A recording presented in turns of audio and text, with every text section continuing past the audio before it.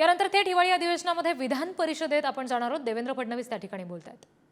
सभापती महोदय, जो प्रश्न या ठिकाणी भाऊंनी विचारला, पहिल्यांदा तर हे जे अधिष्ठाता होते संजीव ठाकूर यांना कार्यमुक्त करण्यात आलेलं आहे आणि त्यांना अटक करण्याची आवश्यकता असेल तर कुठेही मागे पुढे पाहिलं जाणार नाही। शेवटी आपण म्हणजे तुम्ही अटक करणार का आणि मी अटक करणार असं आपल्याला सभागृहात सांगता येत नाही, ती एक न्यायिक प्रोसेस आहे। पण त्या संदर्भात त्यांचे धागेदोरे काही जरी सापडले, कोणाचेच त्यांची व्यक्ती म्हणून मी म्हणतच नाही, तर निश्चितपणे त्या संदर्भातली कारवाई ही या ठिकाणी होणार आहे। आपण जे सांगितलं ती वस्तुस्थिती आहे की एक प्रकारे आंतरराष्ट्रीय स्तरावर हे षडयंत्र चाललेलं आहे। पुढे काही प्रश्न कदाचित आज ते चर्चेला येणार नाहीत, पण जसं मागच्या काळामध्ये आपल्याकडे किनाऱ्यावर वाहून आलेले काही आपल्याला ड्रग्ज सापडले, त्याच्यावर पाकिस्तानचा शिक्का आहे आणि त्याला म्हणजे जे काही त्यांनी पॅकिंग केलं होतं ते मेड इन पाकिस्तान आहे, आतमध्ये ड्रग्ज होते। तर एक हे षडयंत्र चाललेलंच आहे, पण त्याच्यापेक्षा सगळ्यात वाईट हे आहे की आपल्याकडे आपल्या देशातले लोक हे वेगवेगळ्या प्रकारे, कारण हे काय क्युरेटेड ड्रग्ज तयार करणं थोडं सोपं आहे, वेगवेगळ्या फॅक्टरीजमध्ये ड्रग तयार होत आहेत। म्हणून आपण जवळपास जेव्हापासनं माननीय देशाचे गृहमंत्री यांनी राज्यांच्या गृहमंत्र्यांची आणि राज्यांच्या डीजीची बैठक घेतली आणि सगळ्या गोष्टी केंद्रीय एजन्सीकडे देण्याच्या ऐवजी तुमच्या ज्या ज्या डेडिकेटेड एजन्सीज आहेत त्यांनी एकमेकाला मदत करा असं सांगितलं आणि त्याची एक व्यवस्था उभी केली, तेव्हापासनं वेगवेगळ्या राज्यांमध्ये इंटेलिजन्स शेअरिंग सुरू झालंय आणि त्यामुळेच आपण बघतोय की रोज आपण कुठे ना कुठे छापा मारतोय, त्या ठिकाणी ड्रग्सचा तो जो काही फॅक्टऱ्या तयार केल्या त्या आपण बंद करतोय। आता जो ललित पाटील आहे, या ललित पाटीलने देखील अशाच प्रकारे काही लोकांना केमिस्ट बिमिस्ट यांना धरून 2020 मध्ये फॅक्टरीज चालू केली ड्रग्सची आणि मग त्यानंतर तो पकडला गेला आणि त्यानंतर म्हणजे जे काही घडलं ते तर आपल्याला माहितीच आहे, त्यातले काही खुलासे मी नंतर देखील आपल्याला करणार आहे।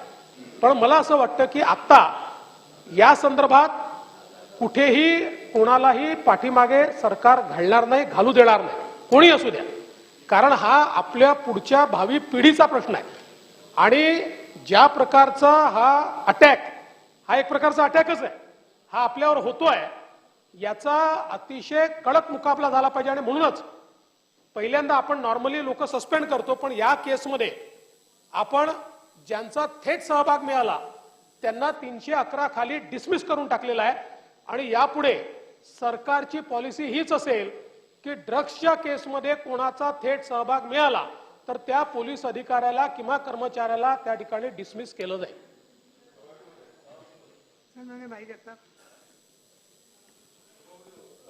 सभापती महोदय, अतिशय एक गंभीर प्रश्न जो देशासमोर आहे, राज्यासमोर आहे आणि आपल्या राज्यामध्ये अलीकडे हे वारंवार घडतंय। यामध्ये आपण कारवाई केली, डायरेक्ट डिसमिस करण्याचा जो काही निर्णय घेतला त्याचं स्वागतच आहे। नाहीतर कित्येक वेळेला आपल्याला ऐकायला मिळतं ते मॅटमध्ये जातील, ते इकडे जातील, ते तिकडे जातील आणि मग आपण ती प्रक्रिया सुरू करतो, तोपर्यंत सगळं बोंबललेलं असतं, असं होत नाही। त्यामुळे पहिलं अभिनंदन तुमचं की तुम्ही डायरेक्ट त्याच्यामध्ये डिसमिस केलं। परंतु तशीच कारवाई ही झाली त्या कॉन्स्टेबलवर झाली, ही झाली त्या शिपायांवर झाली। हे शिपायांचं एकट्याचं काम असूच शकत नाही। अधिष्ठाता ज्या वेळेला याच्यामध्ये सांगण्याची हिंमत ठेवतो की त्याला कुठला आजार आहे तुम्ही सांगू नका, डॉक्टरांना तो दम देतो, डॉक्टरांना तो सांगतो, इतकी जेव्हा हिंमत एखाद्या प्रमुख माणसाची वाढते त्यावेळेला हे प्रकरण फक्त पोलिसांच्या काही शिपाई असतील किंवा तत्सम कोण असतील तेथपर्यंत मर्यादित नाही, हे तुम्हालाही माहिती आहे, आम्हालाही ते दिसतंय। जेव्हा आपण आंतरराष्ट्रीय सहभागाचा उल्लेख करतो किंवा त्याची चर्चा करतो त्यावेळेला जाहीर आहे हे सगळे प्यादे आहेत। अधिष्ठाता जो आहे ज्याचा आपण म्हणालात की त्यानं त्याच्या कामावरून दूर केलं, मला असं वाटतं आणि माझी ती मागणी सुद्धा आहे की आपल्याला तो कणा दाखवावा लागेल, त्याला सुद्धा तिथे तो सस्पेंड नव्हे तर त्याला सुद्धा बडतर्फ करा। अशा पद्धतीने काही पोलीस अधिकारी सुद्धा याच्यामध्ये असू शकतात। मी हा संशय व्यक्त करतोय, कोणावर आरोप करत नाही, परंतु त्याच्याशिवाय हे एवढ्या मोठ्या घटना घडणार नाहीत। आज ते आपल्या 2 कोटी ह्याचं लक्षात आलं किंवा ते पकडलं गेलं म्हणून ते उघडकीस आले. आपल्या सगळ्यांना माहिती आहे, ज्याला आपण म्हणतो it's a tip of iceberg, खाली केवढा तरी हिमनग या ड्रगच्या या व्यापाराच्या माध्यमातून आणि या सगळ्या विष जे कालवलं जाते त्याच्या माध्यमातून आहे. आणि म्हणून हे जे वरचे अधिकारी आहेत त्यांना सुद्धा तशीच वागणूक आणि तशाच पद्धतीचं त्यांना बडतर्फ करणार का, हा पहिला प्रश्न. हा अधिष्ठाताच्या बाबतीमध्ये आहे. त्याबरोबर पोलीस खात्यामधले काही अधिकारी जे अशा पद्धतीने आहेतच, म्हणजे असं काही हे सांगण्याची गरज नाही. आपण कित्येक वेळेला म्हणतो की पोलिसांवर आरोप करू नका, शेवटी ते आपल्याला संरक्षण देत असतात, हे खरंच आहे. आणि मुंबई पोलिसांचं आणि महाराष्ट्र पोलिसांची इतकी बदनामी केव्हाही झाली नव्हती जितकी अलीकडच्या काळामध्ये ड्रग्सच्या बाबतीमध्ये जे होतंय. आणि म्हणून या बाबतीमध्ये अधिष्ठता याला ताबडतोब बडतर्फ करणार का, आणि पोलीस खात्यामधले असे तत्सम अधिकारी ज्यांच्या अखत्यारीत हे सगळं ससून हॉस्पिटल असेल, एरोदात जेल असेल किंवा तत्सम या सगळ्या ज्या व्यवस्था आहेत त्याच अधिकाऱ्यांवर आपण कारवाई करणार का. सन्माननीय भाईंनी जो विषय मांडला अधिष्ठात्यांच्या संदर्भात, जर तेवढे पुरावे असतील तर बडतर्फीची कारवाई देखील केली जाईल, काही अडचण नाही.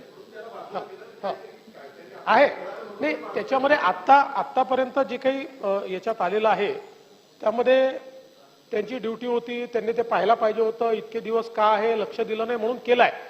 पण अजून तपास चाललेला आहे आणि त्याच्यामध्ये काही जरी सापडलं तर सगळी म्हणजे अंतिम कारवाई, कारण याच्यामध्ये कोणाला माफी देण्याचं कारण नाही, ती कारवाई देखील आपण करू. याच्यामध्ये जे पोलीस निरीक्षक सहाय्यक पोलीस निरीक्षक होते भागवत म्हणून, त्यांनाही निलंबित केलेलं आहे आणि त्यांचाही सहभाग हा तिथे त्यांचा सहभाग, त्यांचं सुपरविजनरी ड्युटी होती, सुपरवायझरी, पण तरी देखील आता तर त्यांना निलंबित याकरता केलंय की सुपरवायझरी ड्युटी त्यांनी नीट केली नाही. पण त्याच्या पलीकडे त्यांचाही कुठला सहभाग जर मिळाला तर त्यांच्यावरही कारवाई केली बडतर्फीची. सन्माननीय राजहंस जगताप साहेब, जर आता वरच्या अधिकाऱ्यांना नाही भाई, वरच्या आधी कोणाचाही मिळू द्या, काहीच अडचण नाही. सुरू करायचं बोलायला जेवढ्या वरचा अधिकारी याच्यात सामील मिळेल तर प्रत्येकावर कारवाई.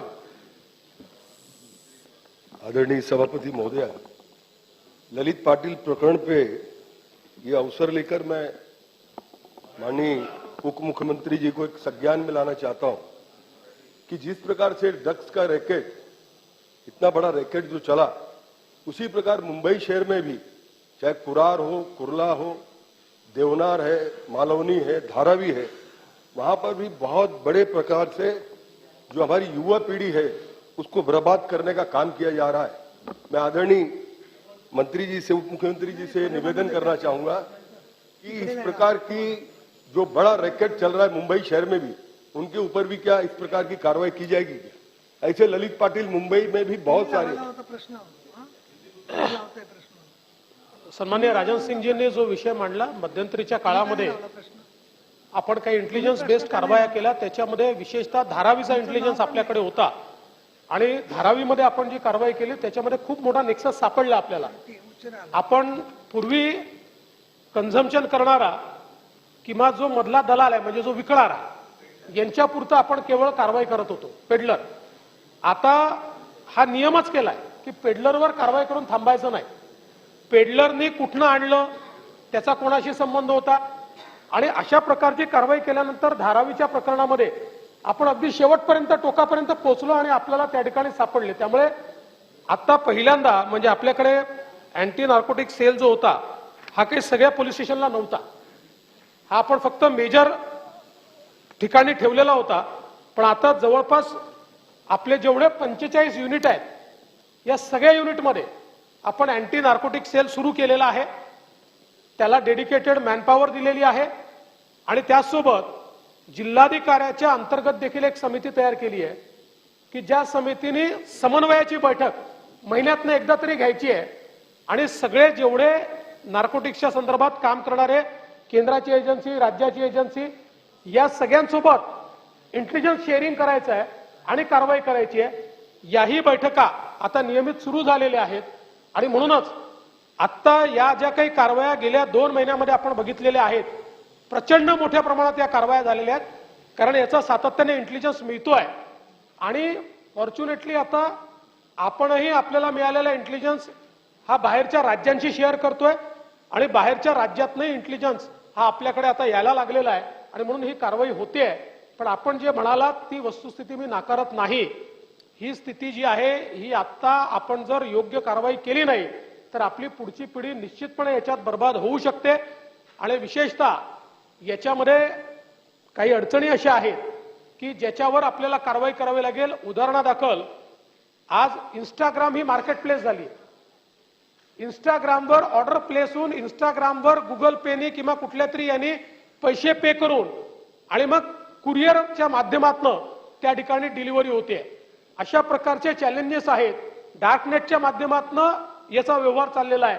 पण तरी देखील सगळ्या कुरिअर एजन्सीजला तुमचे कुरिअर तपासण्याची जबाबदारी तुमची आहे हे आपण सांगितलेलं आहे. नवीन इक्विपमेंट्स आपण घेतलेले आहेत की ज्याच्यामध्ये आपल्याला सरप्राईज चेकिंग कुरिअरमध्ये करता येईल. कारण कुरिअर आता एक मोठं माध्यम झालं आहे अशा प्रकारे ड्रग पेडलिंगचं. त्याच्यामुळे त्याही संदर्भातली कारवाई ही आता आपण मोठ्या प्रमाणात सुरू केली आहे. सन्माननीय अनिल परब. सभापती महोदय, अतिशय महत्त्वाचा विषय जरी ललित पाटील यांच्याशी सुरू झालेला असला तरी देखील माननीय गृहमंत्र्यांनी सांगितलं की हे एक चॅलेंज आहे. हा एक प्रकारचा हल्ला आहे. एक अख्खी पिढी याच्यामध्ये बर्बाद होते. कारण आम्ही दररोज बघतोय हे सगळं. आणि म्हणून हे जे काही विषय आता सभागृहात चर्चेला आले आहेत, आमची आपल्याकडनं अपेक्षा आहे. कारण आपण याच्या बाबतीत अतिशय प्रामाणिकपणे काम करतात आणि हे मोडून काढण्याचं आव्हान आपल्याकडे आहे. याच्यामध्ये कुठलंही राजकारण नाही, याच्यामध्ये कोणालाही राजकारण करायचं नाही, कारण पुढच्या पिढीचा हा संबंध आहे.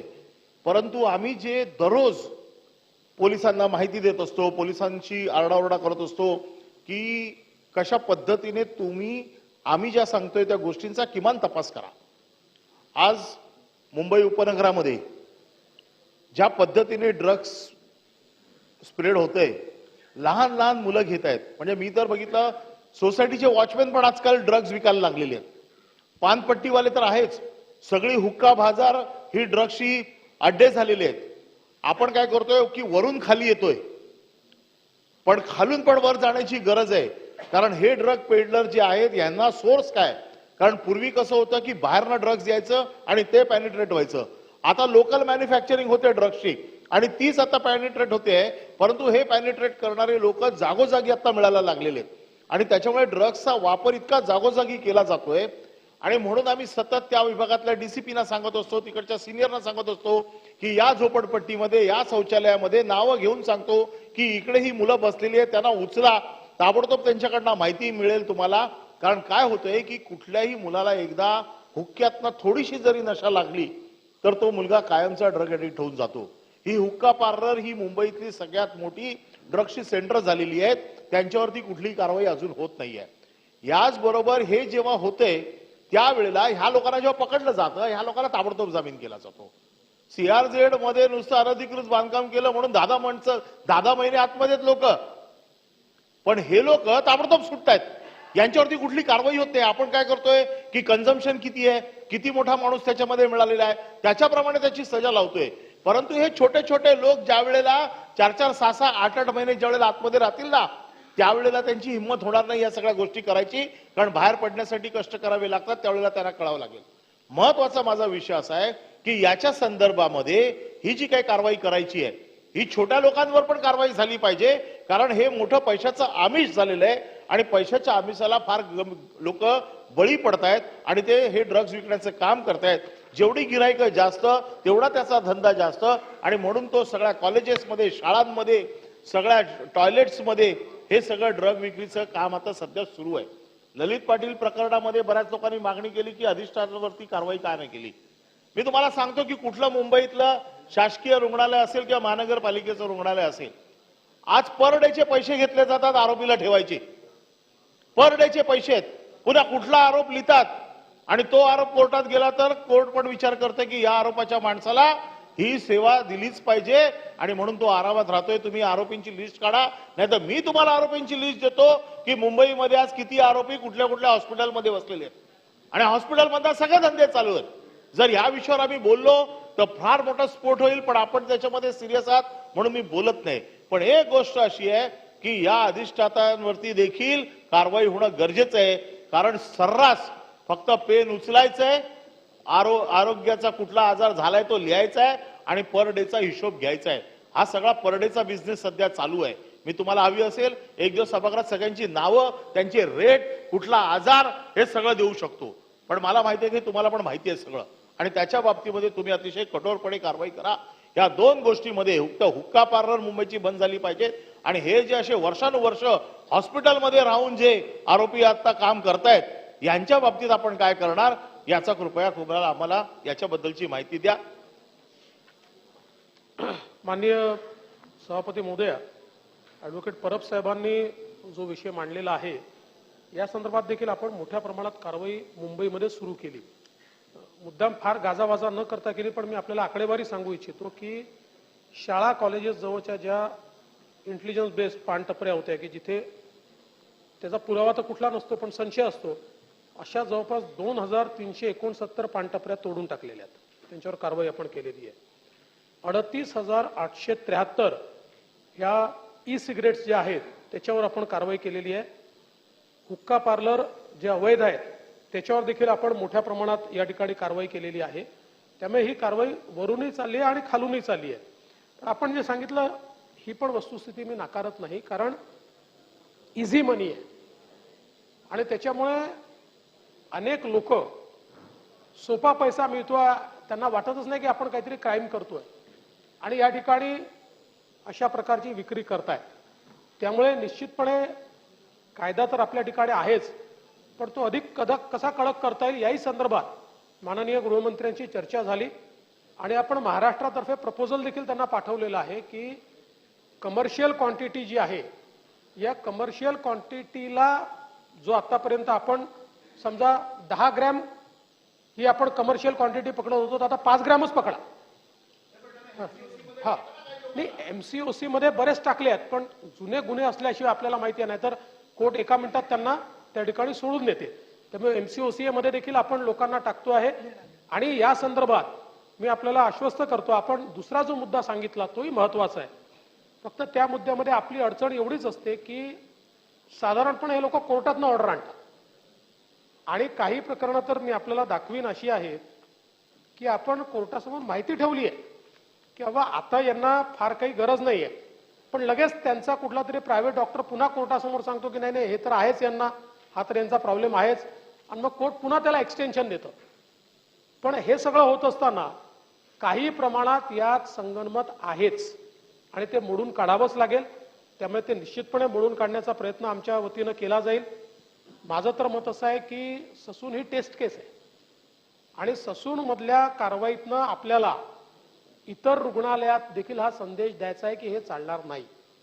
एक खूप महत्वाची गोष्ट याच्यामध्ये खरं म्हणजे सन्माननीय गृहमंत्र्यांनी ज्यावेळेस बैठक घेतली तर त्यांच्या भाषणात त्यांनी एक वाक्य म्हटलं जे मला असं वाटतं अत्यंत महत्वाचं आहे.